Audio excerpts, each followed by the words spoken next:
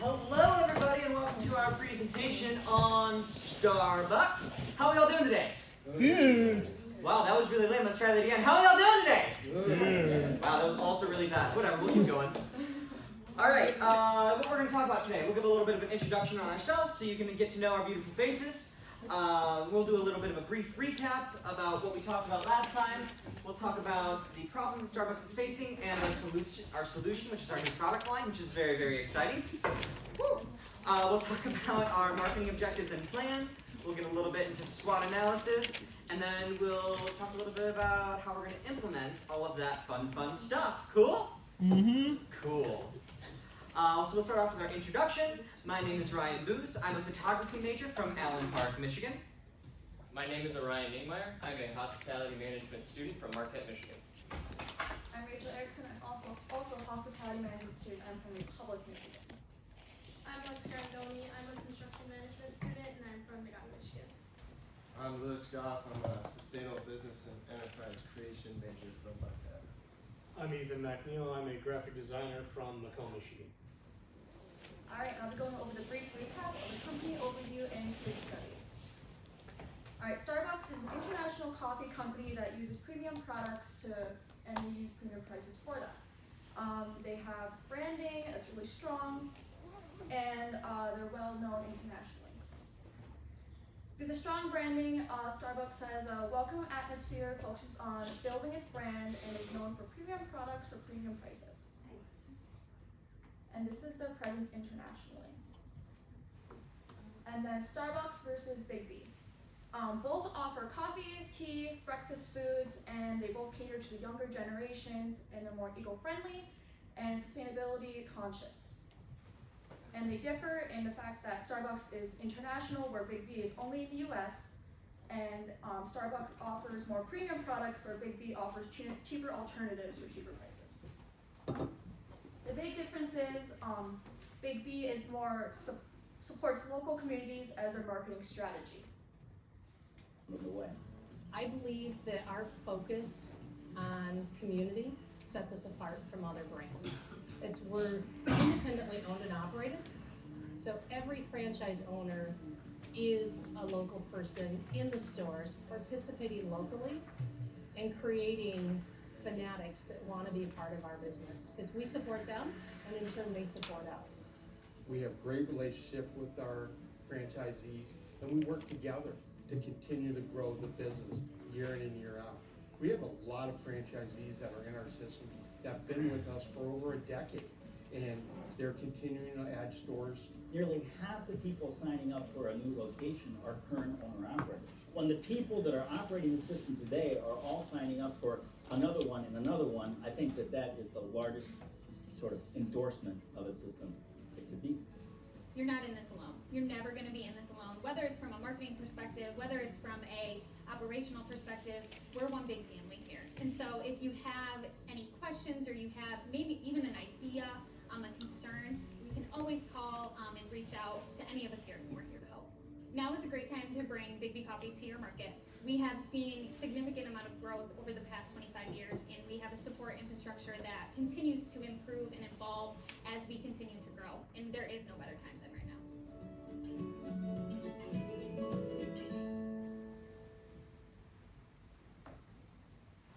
Alright, the problem Starbucks is having right now is that customers want to support local businesses more than chain companies. So they've lost some of their target market because of this. So what's the solution? If you remember in our last presentation, we talked about the Been There series. Essentially, this is just city-specific products that Starbucks are offering in order to promote those cities. So for example, that Detroit cup there in the middle, the only place where that is actually available for purchase is in a Starbucks location in Detroit. So similar to the same kind of thing, we came up with the Local Flair product line. So what this is essentially, it's a premium product line offering 3 to 4 location-specific specialty beverages. So these drinks will be based on local cultures, local foods and produces that are grown in these locations. We're intending to partner with local coffee roasters and actually offer locally roasted coffee at Starbucks locations at a premium price. So this will actually be decided by the individual store owner, so participating locations only, and it's region or city specific. So here's a good example of what the UP local flair would look like if it were to come to the UP. So we have 4 drinks here. We have the UP Berry Iced Tea, which is featuring thimbleberries, blueberries, and blackberries. All 3 of these can pretty much exclusively be found up in the UP, up in the northern areas. We also have the Maple Melt, which features Dead River roasted coffee espresso beans and locally sourced maple syrup. We also have the Miner's Freeze, which is a frozen drink, activated charcoal to give it a little dark black color. And then that is also featuring the Dead River roasted coffee beans. Excuse me again. And we also have the Abominable Snowman. So this is a frozen drink with whipped cream and caramel. So we're gonna do a little class participation at this point. Out of these 4 drinks, what do you think would actually sell? So raise your hand for the UP Berry Iced Tea. It sounds like something. Yep, so we got 1. Cool. The Maple Melt. Yep, that was what we were thinking was gonna be probably a good seller. Miner's Freeze. Anybody want some charcoal in their coffee? No? Nobody brushes their teeth with activated charcoal or anything? You can eat this stuff, it's great. So how about the Abominable Snowman? Cool, right on. So Maple Melt, Abominable Snowman, pretty solid, right on. And then we have 3 more examples here. This would be if the local flair product line was to come to Traverse City. So as we all know, Traverse City, cherries, Traverse City, cherries. So we have the Cherry Iced Tea featuring locally sourced Traverse City cherries and Light of Day Organic Oolong Tea, which is actually one of the only tea farms in Michigan located in Traverse City. We also have the Maraschino Cherry Freeze, which is featuring Traverse City cherries again and Luxardo cherry syrup. And then we have the Popcorn Latte, which is an ode to Traverse City Film Festival, because the local flair products don't only have to feature local produce, they can actually just be based on cultural phenomenon or occurrences in these local areas. So this one will be featuring, it's a caramel latte topped with whipped cream and popcorn. So for this one, let's do some hands again. Who's liking the cherry iced tea? Maraschino cherry freeze.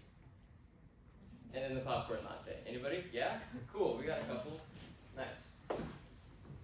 Alright, marketing objectives and plan. So the local flair product line, what are our marketing objectives here? We want to hit on a new target market segment that I'm going to get into more on the next slide, so we'll talk about that in a second. We want to reduce environmental impact, so since we're locally sourcing our ingredients, it's going to reduce our footprint, and it's also going to support small business in the area, so that is going to help associate Starbucks with sustainability. We want to enhance the premium coffee experience. So Starbucks is kind of known for their creative drinks, like it's not just black coffee. They have a lot of creative drinks, that's kind of how they get their customer loyalty, so that's going to expand on that. And then we want to strengthen our brand image, so like we said earlier, Starbucks is known for like high quality, high priced items. So our local flair line is going to continue with that theme. The target market, so the local flair target market. Is anyone going on a trip soon that they know of for like winter break or anything? Where are you going? I'm going to Arizona. Alright, so perfect example because it's domestic. So if you're going to Arizona, and for example you want to try a drink that's like specific to that area that you're going, you can do that while also like guaranteeing that it's going to be high quality because it's coming from Starbucks. And like that would be better in case you don't like the local cafe that you might try. We also want to target locally minded individuals, so that's kind of a big target that Starbucks is missing out on, because it is a big chain. People want to like be more environmentally conscious and support local shops. So that's kind of a way for Starbucks to get in the door on that. We also want to target local producers, so coffee roasters and farmers. Local small businesses can have their ingredients used in a Starbucks product, which we thought would be cool. And then we also want to target premium coffee fanatics, so those who would be really excited about trying some new drinks at Starbucks would enjoy it. So for the local free and marketing mix, of course it's otherwise known as the 4 Ps of our business plan. We have one, our product, which will be considered a product that is made through different types of produce in the area. So you have like cherries from Traverse City, or you have different types of coffee grains that's in the area, that will be used to create these specialized products. So these specialized products can be used, obviously, to promote the local businesses in the area, and it also shows off the product itself to people who are more familiar with it. So mattering on if you go to an area or not, that product can be different each time. So let's say I go to Traverse City, I'm from like Marquette, or I'm from Macomb. I would go to Traverse City, and I would get used to the new cherry, the cherry tea in Traverse City. And then after that, we have the price of these products. So the price matters on the premium condition of it, because obviously it's a very local produce product, and it can vary between different produce. Obviously, some brands are going to be costing more than others, but of course they are all very premiumly made because they support local businesses, they produce in local areas, and of course they also create a more localized culture in that form. So after that, we have the actual place of it.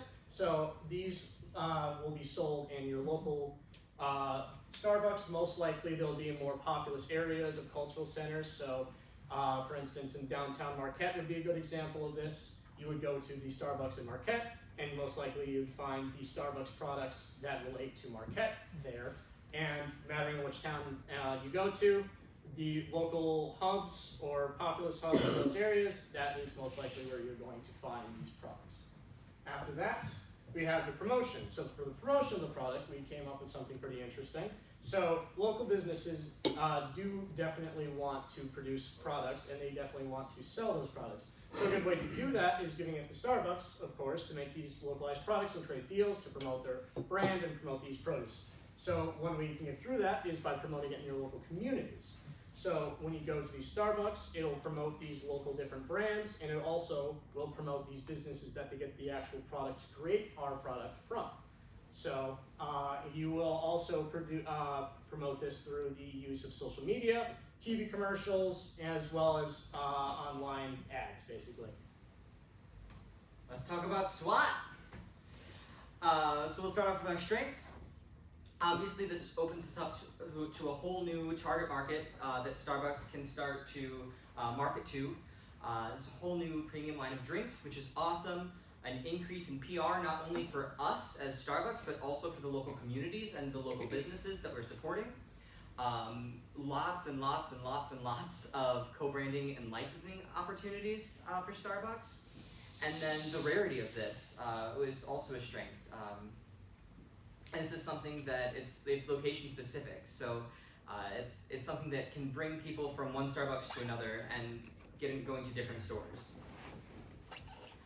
The weaknesses of this product line, high cost for the local products, which of course we're combating with our premium pricing, but of course it's still always going to be a struggle for the high cost of goods.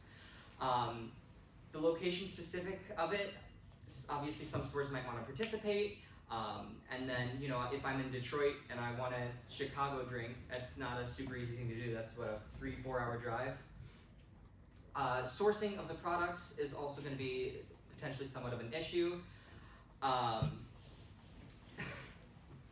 Sorry. Just getting to find the small businesses and everything like that to participate in this with us.